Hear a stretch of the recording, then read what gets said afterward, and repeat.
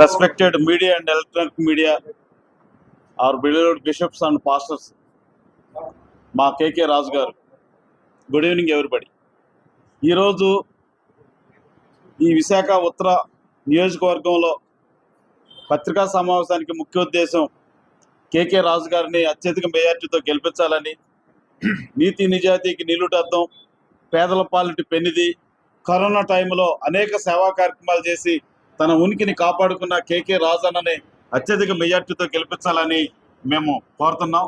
నా పేరు పెరికే వరప్రసాదరావు, నేషనల్ దళిత JAC chairman, దళిత Christian rights president, అదేవిధంగా వైఎస్ఆర్సీపీ రాష్ట్ర సెక్రటరీ. ఈ రోజున ఇక్కడ పత్రికా సమావేశం ముఖ్య ఉద్దేశం ఈ రాష్ట్రంలో గౌరవ ముఖ్యమంత్రి వైఎస్ జగన్మోహన్ రెడ్డి గారు దశ దిశ పవర్ఫుల్ సీఎంగా పేరు తెచ్చుకోవడమే కాకుండా అన్ని మతాల వారిని సమానంగా చూసుకుంటూ హిందువుల్ని, ముస్లింస్ని, క్రైస్తవులకి గౌరవేతనం ఇవ్వటమే కాకుండా వాళ్ళ యొక్క పరిస్థితుల ప్రభావం, అదేవిధంగా వాళ్ళకి ఏం కావాలన్న నీటిని ముఖ్యమంత్రి గారు ఆలోచించి మొన్న లాస్ట్ అసెంబ్లీ రోజున క్రిస్టియన్స్కి బరెల్ గ్రౌండ్ కావాలని ఆయన గారు పెట్టడం జరిగింది. ప్రతి నియోజకవర్గంలో 2 నుంచి 3 ఎకరాలు. అదేవిధంగా రాజాన్న ఇప్పుడు అడిగి అన్న ఇక్కడ బరెల్ గ్రౌండ్ ఎంతవరకు వచ్చింది అని, అది ఆల్మోస్ట్ ఆల్ అంతా అయిపోయింది. బరెల్ గ్రౌండ్ కొంచెం టెక్నికల్ మిస్టేక్ ఉండి అది కూడా త్వరలో పూర్తి చేస్తామని చెప్పారు. అదేవిధంగా ఇక్కడ మా పాస్టర్స్ కూడా, దైవ సేవకులు ఇక్కడ క్రిస్టియన్ కమ్యూనిటీ హాల్ కూడా కావాలని అడిగారు. రేపు పొద్దున మళ్ళీ గవర్నమెంట్ రాగానే ఈ నియోజకవర్గంలో క్రిస్టియన్ భవనానికి మేము కృషి చేస్తామని సభాముఖంగా తెలియజేస్తున్నాం. అదేవిధంగా ఈ రోజున చంద్రబాబు నాయుడు కొన్ని శక్తులతో, దుష్ట శక్తులతో అలయన్స్ పెట్టుకున్నాడు, బీజేపీ, జనసేన. ఈ రోజున బీజేపీ ప్రభుత్వ ఆస్తులు, ప్రభుత్వ సంస్థలన్నింటిని కూడా ప్రైవేటు పరం చేయటమే కాకుండా ఉద్యోగాలు లేకుండా యూత్కి చేసింది బీజేపీ ప్రభుత్వం.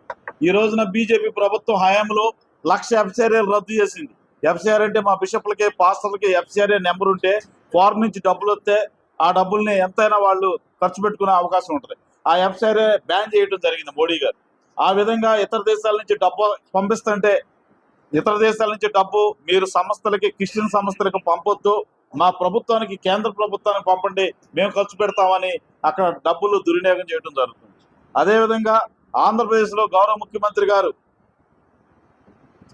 సమాధులు, బరెల్ గ్రౌండ్లకి అనేక రకాలుగా అన్ని జిల్లాల్లోనూ క్రిస్టియన్ భవనానికి అదేవిధంగా సమన్యాయం చేస్తూ ఈ రోజున ముఖ్యమంత్రి గారు ముందడుగులు వేస్తున్నారు. గౌరవ ముఖ్యమంత్రి గారు నిన్నగాక మొన్న అంబేద్కర్ స్టాట్యూని 500 కోట్ల రూపాయలతో నిర్మించడం జరిగింది విజయవాడ నడిపొడ్డున. అదే గత ముఖ్యమంత్రి చంద్రబాబు నాయుడు ఎక్కడో ఊరి చివర 25 కిలోమీటర్లో రాజధాని 18 కిలోమీటర్లు అంటే అక్కడి నుంచి మళ్ళీ ఎక్కడో దూరంలో పెట్టి ఒక్క ఇటుక కూడా వేయకుండా దళితులను మోసం చేసిన వ్యక్తి నారా చంద్రబాబు నాయుడు.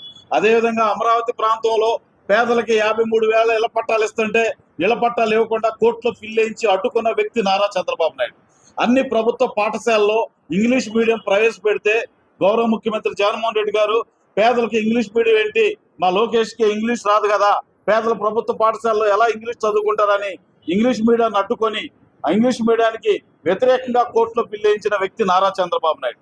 ఆ రకంగా ఈ రోజున గౌరవ ముఖ్యమంత్రి గారు అన్ని విధాలుగా ఎస్సీ, ఎస్టీ, బీసీ, మైనార్టీలకు ఈ రోజున అత్యధికంగా నామినేటెడ్ పోస్టులు ఇచ్చి ఈ రోజున 85% వరకు ఎస్సీ, ఎస్టీ, బీసీ, మైనార్టీలకు నామినేటెడ్ పోస్టులు ఇచ్చిన ఘనత మన జగన్మోహన్ రెడ్డి గారు. ఈ రోజున జగన్మోహన్ రెడ్డి గారు బస్సు యాత్ర చేస్తుంటే రకరకాల కామెంట్లు చేస్తారు. మరి వీళ్ళేమో పక్క రాష్ట్రాల నుండి కబుర్లు చెబుతారు. ఈ మధ్య నిన్న మొన్న చూశాను పేపర్లో, చిరంజీవి గారు అంట, ఆయన మెగాస్టార్ చిరంజీవి అయితే నాకు తెలుసు రాజకీయాలు నేను మాట్లాడినన్నాడు.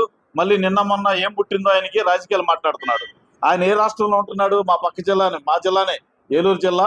ఇప్పుడు ఆయన నరసాపురం, పశ్చిమ గోదావరి జిల్లా. ఆయన గారు అంటాడు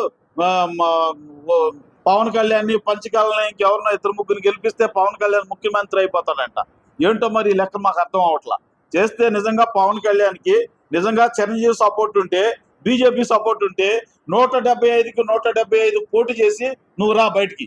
నువ్వు ఆల్రెడీ పార్టీ పెట్టి పార్టీని కాంగ్రెస్ పార్టీకి అమ్మేసి కేంద్ర మంత్రి పదవి కోసం నువ్వు అక్కడ అమ్ముడుపోయి ఈ రోజున నీ బాటలో నడుస్తున్న నీ తమ్ముడిని కూడా ఆ రకంగా తయారు చేస్తున్నావు.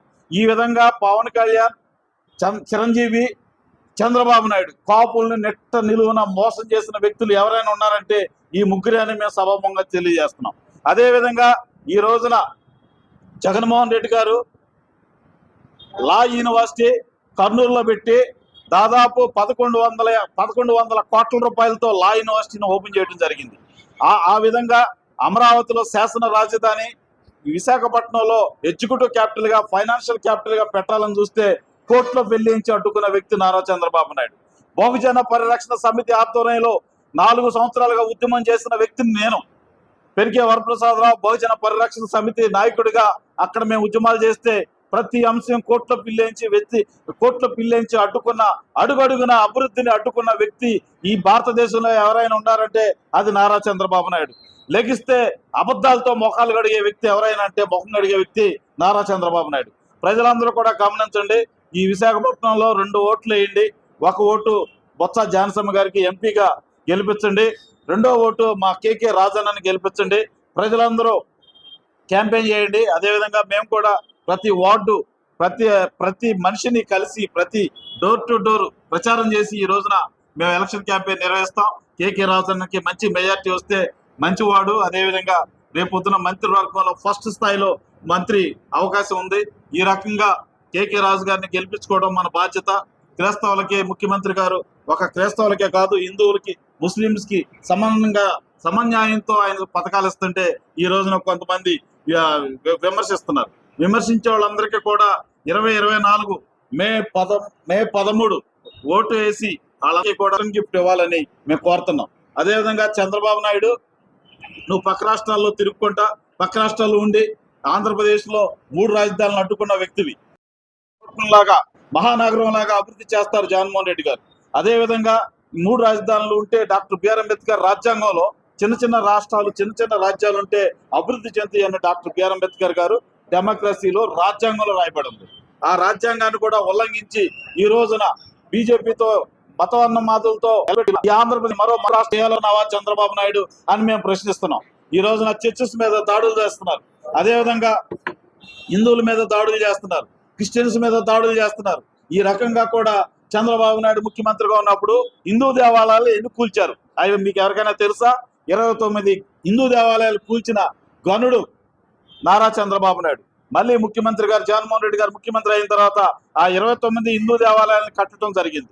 ఆ విధంగా జగన్మోహన్ రెడ్డి గారు ముఖ్యమంత్రి అయిన తర్వాత ఎస్సీ, ఎస్టీ, బీసీ మైనార్టీలకు అనేక సంక్షేమ కార్యక్రమాలు చేస్తుంటే అడ్డుకున్న నీచుడు నారా చంద్రబాబు నాయుడు అని సభాముఖంగా తెలియజేస్తున్నాం. అదేవిధంగా విశాఖపట్నంలో రైల్వే జోన్ మరి ఈ రోజున బీజేపీ వెంపర్లాడింది ఆంధ్రప్రదేశ్లో పోటీ చేయడానికి. విశాఖపట్నంలో రైల్వే జోన్ వస్తే, నేను రైల్వే బోర్డు మెంబర్ని కూడా, విశాఖపట్నంలో రైల్వే జోన్ వస్తే ఎన్ని లక్షల మందికి ఉద్యోగాలు వస్తాయి? 3 లక్షల మందికి ఉద్యోగాలు వస్తాయి ప్రత్యక్షంగా. పరోక్షంగా ఇంకో 2 లక్షల మందికి ఉపాధి పొందుతారు. ఎందుకు రైల్వే జోన్ తేలా? అదేవిధంగా ప్రభుత్వ ఎల్ఐసిని తాకట పెట్టేశాడు ప్రైవేట్ సంస్థలకి. ఈ రకంగా నరేంద్ర మోడీ గారు ఈ రాష్ట్రాన్ని, ఈ దేశాన్ని మింగేస్తున్నాడని మేము ఎస్సీ, ఎస్టీ, బీసీ మైనార్టీలందరూ కూడా వైఎస్ఆర్సీపీ పార్టీ వైఎస్ జగన్మోహన్ రెడ్డి గారితోనే ఉన్నామని, అత్యధిక మెజార్టీతో గెలిపిస్తామని సభాముఖంగా తెలియజేస్తున్నాం. Thank you very much.